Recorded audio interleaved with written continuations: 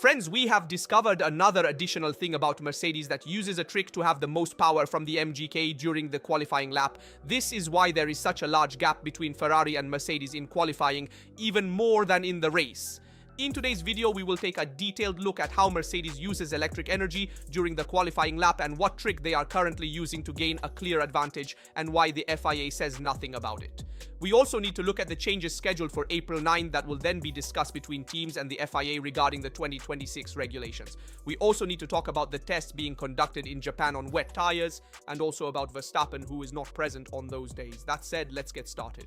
There is a precise moment when a team realizes it is at a disadvantage, not when it sees the data of its rivals, but when it discovers that the rivals are using something that it is not using. It's a moment of frustration, but also of analysis and often of protest.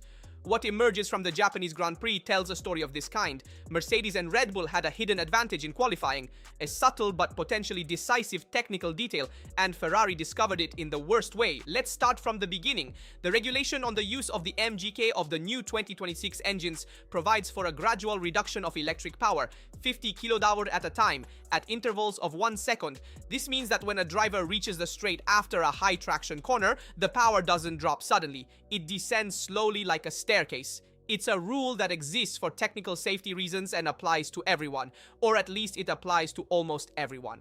Because in the regulation there is also a clause designed for emergencies. If the MGK needs to be turned off instantly due to a technical problem, the electronic control system can do it, bringing power from 350 kWh to zero in one fell swoop, without respecting the gradual ramp, but this move has a cost.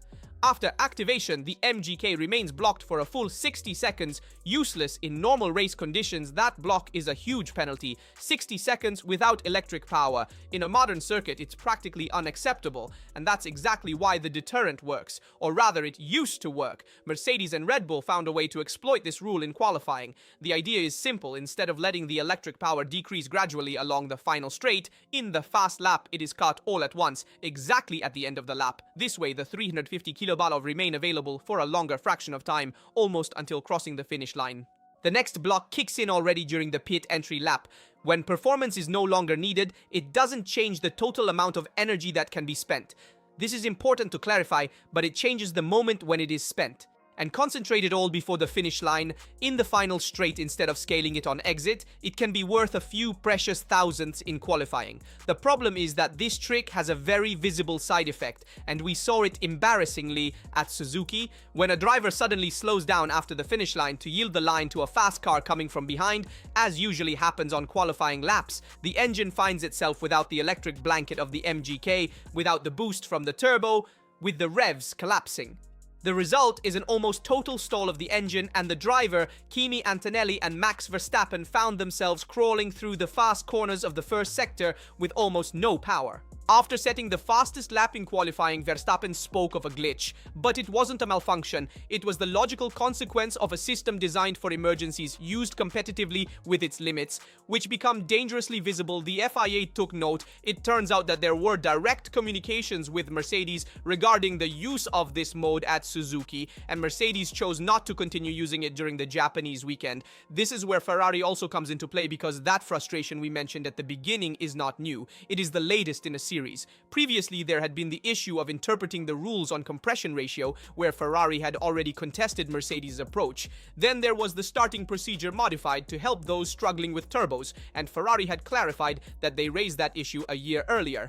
Vasseur had said, receiving a response in the invitation to modify their engine instead of expecting regulatory changes, they did it and found a technical compromise that, according to their own assessments, affected their overall performance. In fact, the pre-start negatively impacts Ferrari, and it actually favors all Mercedes drivers. Now it faces another case where rivals exploit regulatory flexibility that she, due to the way her power unit is built, probably cannot easily replicate. Now she still had time to implement without risks. In fact, Ferrari does not contest the formal legitimacy of what Mercedes and Red Bull are doing, but wants to know if that flexibility will remain allowed, and if so, why? Because it would be a method to use in case of emergency. It is unclear whether Ferrari has already attempted to replicate the move. What is certain is that all manufacturers are aware of it and have analyzed it, but implementing it safely in energy management systems takes time, especially if you only heard about it from Australia onwards.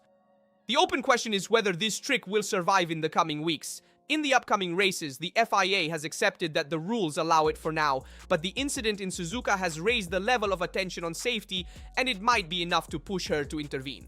On the other hand, those who use it know that the margin between technical advantage and operational risk is thin. It's not a move that can go wrong without visible consequences. Miami is the next appointment, and with the FIA monitoring, Ferrari asking for clarifications, and Mercedes evaluating whether the game is worth the candle, that emergency clause might have a short life as an operational tool. So beyond the compression ratio, beyond the starting procedure, beyond the front wing that closed at different times compared to the rear wing, giving an advantage in its gradual closure, and thus not respecting the 400 milliseconds as per regulations. Well, we also need to add this element, namely an emergency mapping that Mercedes uses to go even faster in qualifying. So another trick that puts Mercedes aside and on which the FIA will have to intervene on April 9th during its discussion, where all the safety measures that will be taken from now on will be talked about. However, Ferrari is once again a victim of these tricks that other teams use to its disadvantage. On April 9th in London, a meeting will be held that could partially reshape the rules of this Formula 1 2026. It will not be a revolution, we must say, or at least it will not be immediate, but it is the moment when the FIA, the teams, and the constructors will sit around the table to decide what to do about a season that has already shown its limits, embarrassingly from a qualifying perspective, but not only in qualifying, also in the race. The central issue is always the same.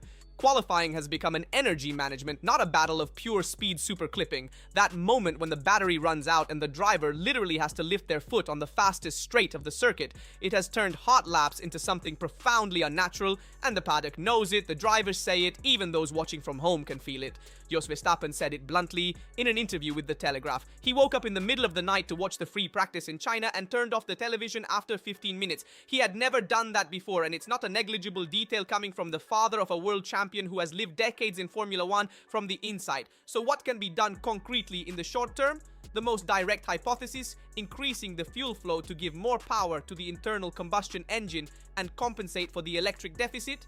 It has already been ruled out as an immediate solution, so it will not be considered. It could create reliability issues in a championship where engines must last entire blocks of races. There are 3 engines available before the penalty each year. No constructor wants to take that risk now. There remains an idea for 2027, but not for Miami. The alternative that is circulating more insistently is another. That is to allow drivers the freedom to activate the active aerodynamics in qualifying without the constraints of predefined zones. Today, the front and rear wings open to reduce drag only at specific points on the circuit established beforehand.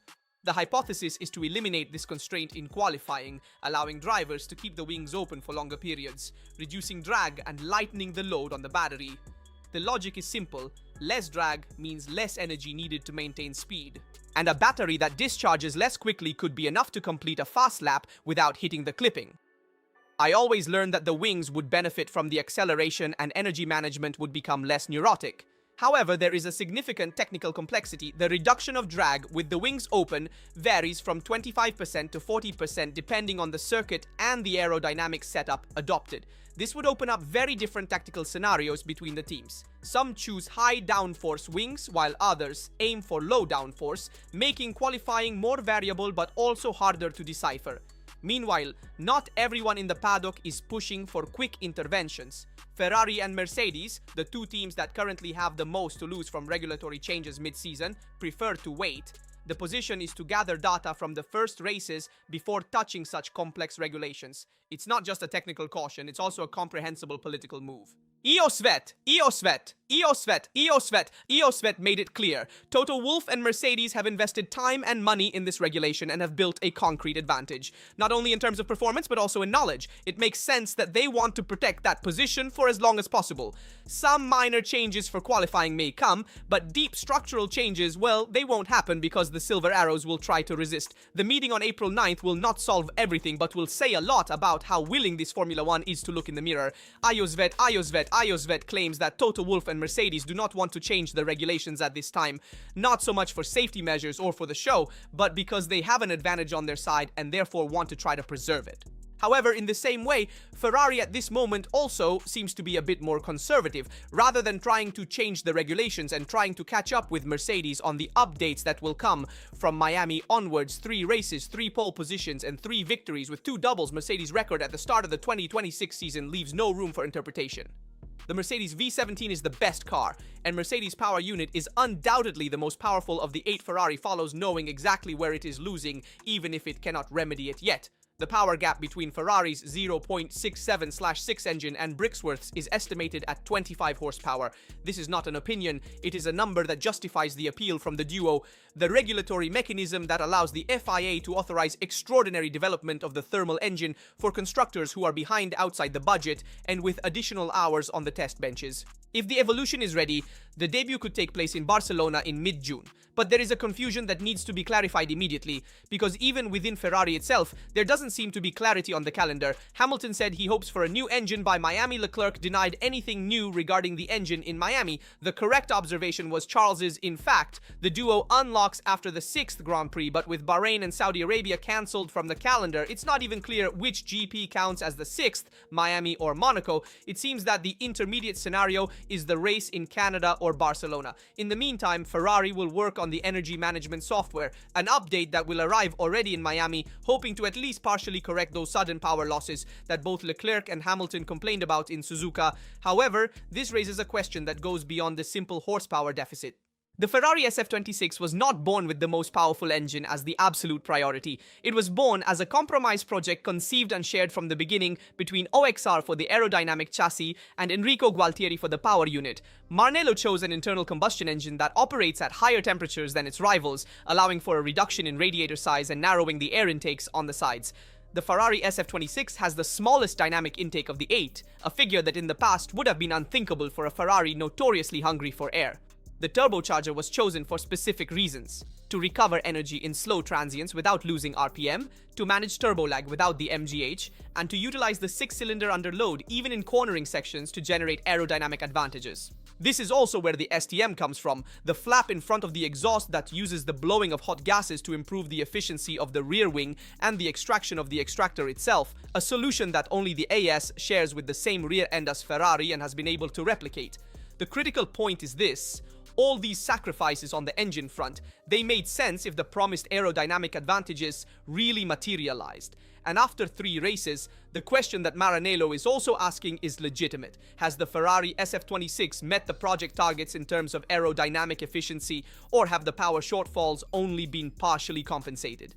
At Suzuka, the reduction of available space for the open active wing did not help. The aerodynamic load is there, this seems beyond question, but the drag could still be higher than expected, and the Ferrari SF-26 also needs to slim down. It needs to be lighter, not 20 kilos like Red Bull and Williams. But 6 or 7 kilos per lap could be worth a tenth and a half, and so it needs to try to reduce them. And it is in this context that Miami takes on enormous importance. In fact, it will arrive with the package and a half with the wing, the reverse wing, the Macarena wing, which directly addresses the main issue, namely reducing drag in straight lines, where the Ferrari SF-26 loses the most visible time. The filming day at 200 kilometers to test the package is scheduled for Monza on April 22, and Ferrari will also use TPC tests at Mugello with reserve drivers, and then a session on artificial wet at Fiorano the following week, possibly with at least one regular driver. Vassero has already read the keyword: from Miami, another championship will begin.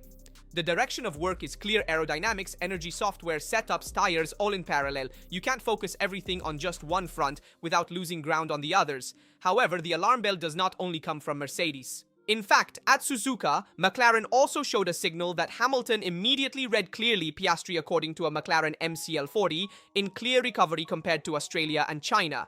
And he openly stated that when McLaren starts to extract more potential from the Mercedes engine, Ferrari risks slipping to 3rd place. He quantified the gap at 7-8 tenths, even 3 to 4 tenths of improvement. You know, it's still very far away, and this obviously in comparison to Mercedes. However, it's worth noting that Suzuka is not a neutral testing ground for McLaren. The asphalt had been completely redone after the 2025 season and presented to the teams in conditions of exceptional grip. High grip favors the McLaren MCL40, whose somewhat more temperamental characteristics in tire management on normal tracks perform better in these conditions.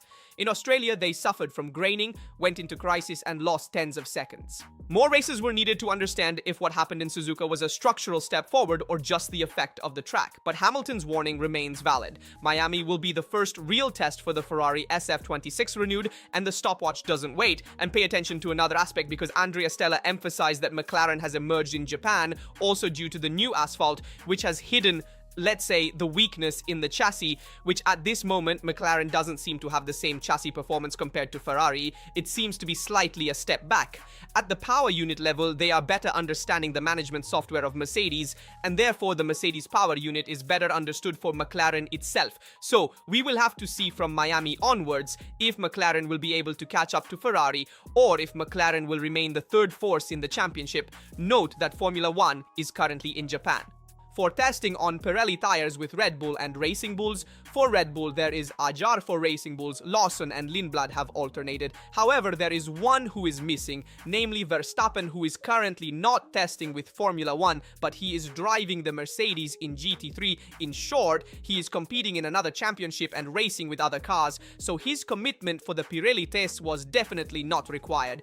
However, it shows us how Verstappen at this moment no longer wants to race so much in Formula 1. He is losing a bit of that passion he has inside, also because the Red Bull is certainly not that competitive, and he is finding more passion for other categories in motorsport, which is definitely a worrying sign. Let me know your opinion in the comments on all the topics we covered in the video, starting from the trick that Mercedes and Red Bull use in qualifying to be faster on a dry lap. I'm curious to read and respond to everyone. That said, I remind you to leave a like, subscribe, and turn on notifications so you don't miss any videos about Formula 1 and Ferrari. That's all from me. See you in the next video.